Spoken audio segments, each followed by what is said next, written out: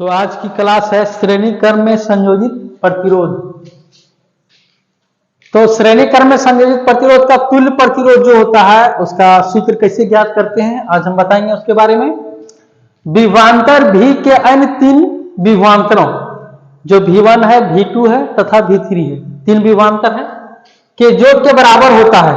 ये तीनों के योग के बराबर होगा तथा दिए गए परिपथ में प्रवाहित विद्युत धारा, ये जो परिपथ है इसमें प्रवाहित विद्युत धारा आई है और श्रेणी क्रम में जुड़े तीनों प्रतिरोधकों, तीन प्रतिरोधक है R1, R2 और R3। R1, R2 तथा R3 का एक ऐसे तुल्य प्रतिरोध जिसका प्रतिरोध RS है। तुल्य प्रतिरोध मतलब ये तीनों प्रतिरोधक जो है इसका एक तुल्य प्रतिरोध RS, यस मतलब हो गया सीरीज। सीरीज को ही श्रेणी क्रम कहते हैं। सीरीज हो गया है के द्वारा परिपथ में जोड़ा जाता है। अब समस्त परिपथ में ओम का नियम लागू करने पर, अब सभी में यदि ओम का नियम लागू करेंगे तो एक सूत्र आएगा जो हम आगे बताएंगे। तो ये है श्रेणी क्रम। श्रेणी क्रम में संयोजित यह डायग्राम है, फिगर है बना हुआ। तो जोड़ा इसी तरह जाता है श्रेणी क्रम में। ये प्रतिरोध है R1 है, R2 है और R3 है और विभवांतर तीनों के बीच लगा हुआ है। इसमें धारा प्रवाहित हो रहा है, प्लस इधर है, इधर से धारा प्रवाहित हो रहा है, यहां भी लिख सकते हैं प्लस माइनस। ये तीनों विभवांतर है जो तीनों प्रतिरोधकों में अलग अलग जुड़ा हुआ है और यहां भी विद्युत धारा आई इधर से रिटर्निंग आ रहा है और एक कुंजी की लगा हुआ है यहां जिसको स्विच कहते हैं और ये एम्पियर है विद्युत धारा मापने के लिए, ये मीटर लगा हुआ है। तो अब सभी में यदि हम विद्युत धारा ये ओम का नियम यदि अप्लाई करेंगे तो क्या होगा, V = IR होता है ओम का नियम से।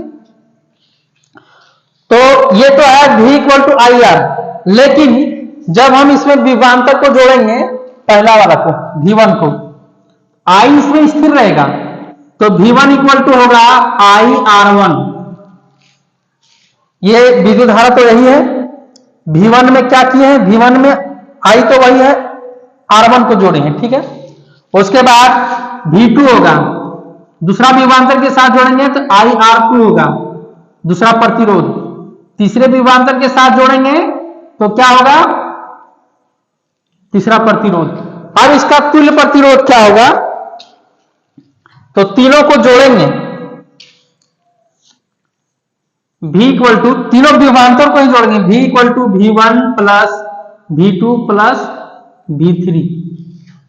तो यहां V1, V2 और V3 ये तीनों है जोड़े हुए हैं। तो V = होता है IR, सारा हम दिखाएंगे V = IR। लेकिन यहां ध्यान देना कि तुल्य प्रतिरोध RS है तो यहां हम RS भी लिख सकते हैं।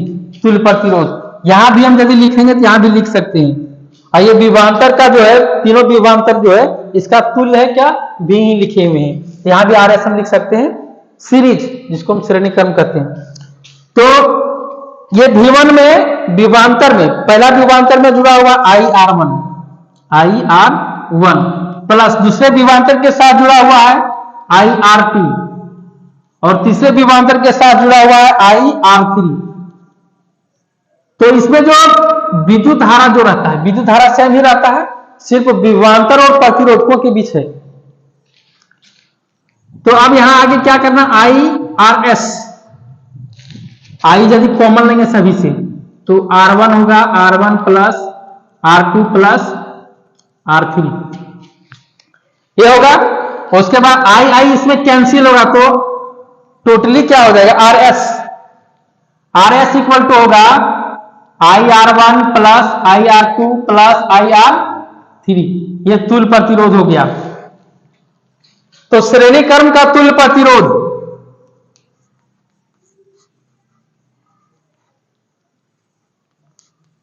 तुल्य प्रतिरोधक भी बोल सकते हैं। तुल्य प्रतिरोधक स्पेस कम रहने के कारण हम यहां लिख दे रहे हैं तुल्य प्रतिरोधक RS = हो गया R1 + R2 + R3। ये हो गया तुल्य प्रतिरोध। अब क्या करना है, मान लो कोई डायग्राम दिया हुआ है, अगर लिखा हुआ है कि 3 प्रतिरोधक है R1 R2 R3, तो उसको अगर श्रेणी क्रम में संयोजित किया जाता है तो उसका तुल्य प्रतिरोध क्या होगा। तो तुल्य प्रतिरोध इसी के यही सूत्र के द्वारा निकाला जाएगा। तीनों जो प्रतिरोधक दिया हुआ रहता है उसको जोड़ देंगे तीनों को, तो उसका तुल्य प्रतिरोध निकल जाएगा। अब क्या है, क्वेश्चन आता है आगे कि यदि हम प्रतिरोधक को अधिक प्राप्त करना चाहें तो किस क्रम में जोड़ेंगे।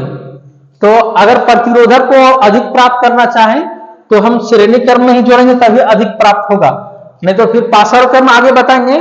पाशर क्रम में अगर जोड़ेंगे तो सूत्र यही है, लेकिन उसमें जस्ट उसका उल्टा है। इसमें विभवांतर को जोड़े हैं और उसमें जोड़ेंगे ये विद्युत धारा को जोड़ेंगे, उसमें विद्युत धारा जोड़ा जाएगा। वहां हो जाएगा I equal to I1 I2 I3 इस प्रकार का होगा। तो वो अगले की बात है। तो अधिक से अधिक अगर प्रतिरोधक हमको प्राप्त करना है तो श्रेणी क्रम में ही जोड़ेंगे ताकि अधिक से अधिक प्राप्त हो जाए, और कम से कम प्राप्त करना रहता है तो कम से कम प्राप्त करने के लिए तो उसको पाशर क्रम में जोड़ेंगे, जिसको कहते हैं पैरेलल। तो ये हो गया श्रेणी क्रम में संयोजित प्रतिरोधक, तो इसका तुल्य प्रतिरोध ये हो गया है। तो अगर मान लो 2 प्रतिरोध दिया हुआ है तो 2 प्रतिरोध के लिए 2 ही लेंगे, 3 दिया हुआ तो 3 लेंगे, अगर 4 दिया हुआ है तो क्या करेंगे, एक और बढ़ा देंगे अपने से। तो 4 है 5 है जितना भी रहता है उतना हम आगे बढ़ा के लिख सकते हैं, लेकिन हम ये निकालें सिर्फ 3 प्रतिरोधक के लिए। 2 प्रतिरोधक के लिए सिर्फ 2 तक ही होगा, R1 प्लस R2। अब है पाशर क्रम में संयोजित प्रतिरोधक। पाशर क्रम को समांतर क्रम भी बोल सकते हैं, इंग्लिश में इसको पैरेलल बोलते हैं। तो पाशर क्रम में संयोजित कुल विद्युत धारा IT पैरेलल संयोजन की प्रत्येक शाखा में प्रवाहित होने वाली पृथक धाराओं के योग के बराबर होता है। तो पहले क्या जोड़े थे, विभवांतर जोड़े थे, ठीक है, सीरीज में, लेकिन अब इसमें विद्युत धारा को जोड़ना है। तो इसमें एक परिपथ बनाया गया है जिसमें से ये जो है तीनों प्रतिरोधक जो R1 R2 और R3 तीनों का तुल्य प्रतिरोध जो भी होगा उसको निकालना है। उसके बाद ये तीनों का विभवांतर जो मापने के लिए ये लगा हुआ है। इस परिपथ में कुंजी भी है, एमीटर भी है, लेकिन तीनों में जो धारा जो प्रवाहित हो रहा है I1 I2 और I3 तीनों में अलग अलग धारा प्रवाहित हो रहा है या सेम हो रहा है, उसका निकालना है तुल्य प्रतिरोध। तो जब इसको इस परिपथ के अनुसार जब जोड़ते हैं पाशर क्रम में तो इसको विद्युत धारा I को जोड़ा जाता है। तो IP इक्वल टू होगा I1 plus I2 plus I3, ये तीनों होगा। लेकिन इसमें ध्यान ये देना है तीनों प्रतिरोध भी है R1 R2 और R3, इसका हम लिए नहीं है। और यहां आगे लिख सकते तथा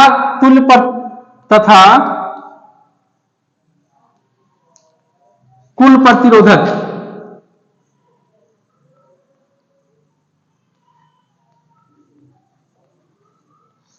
RS है, कुल प्रतिरोधक है। अब इसमें यदि हम ओम का नियम अप्लाई करेंगे तो क्या होगा, I इक्वल टू होगा V बाय R। तो यहां ये ओम के नियम से है, तो यहां हम लिख सकते हैं IP और RP ओम के नियम से। अब यदि सभी में अप्लाई करेंगे I1 में तो होगा V बाय R1, I2 में यदि अप्लाई करेंगे तो V बाय R2 और I3 में V बाय R3। अब तीनों को यदि एक साथ जोड़ेंगे इसमें इसके अनुसार तो होगा IP इक्वल टू क्या है, V बाय, ये तीनों में लगाएंगे, लिख लेते हैं IP equal to I1 plus I2 plus I3। अब इसमें यदि लगाएंगे V बाय R3 होगा equal to I1 equal to होगा V by R1 plus V by R2 plus V by R3। अब V हम कॉमन लेंगे, सभी में V कॉमन लेंगे तो आएगा 1 bye R1 plus 1/R2 plus 1/R3। ये 3 प्रतिरोधक के लिए हम बना रहे हैं। V और V कैंसिल होगा तो तुल्य प्रतिरोध इसका आएगा 1/RP equal to 1/R1 plus 1/R2 plus 1/R3। हम इसका डिस्कस नहीं किए हैं कि R1 R2 यहाँ क्या है, बस डायग्राम से बैठ लिए हैं कि R1 R2 जो है तीनों प्रतिरोधक है, और I1 I2 यहां भी लिखे नहीं है लेकिन यहां हमने लिखे हैं। तो ये है धारा 1, धारा 2 और धारा 3। तो इसका जो है श्रेणी क्रम, पाशर क्रम मतलब समांतर क्रम में सम्मिलित प्रतिरोधक जो होगा 1/RP, ये बटा में सब आ जाएगा 1/RP मींस पैरेलल का होगा 1/R1 plus 1/R2 plus 1/R3। तो क्या है, जिस तरह हम लोग निकाले थे श्रेणी क्रम में, तो जस्ट उसका उल्टा है। श्रेणी क्रम में हम लोग निकाले थे RP equal to R1 plus R2 plus R3, लेकिन इसमें जस्ट उल्टा है 1/RP, मतलब सबको क्या है बटा में लेना है। तो यहां स्पष्ट पता चलता है कि उसमें सीधा जुटा हुआ था लेकिन इसमें बटा करके जोड़ा जा रहा है। तो इससे क्या होगा, अगर उसमें और इसमें अंतर क्या है, दोनों में कम से कम इसमें प्रतिरोधक निकलेगा और उसमें अधिक से अधिक निकलेगा।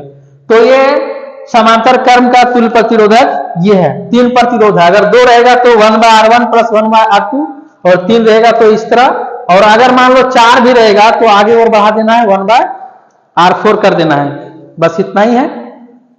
तो दोनों में अंतर यही है, श्रेणी क्रम और समांतर क्रम में।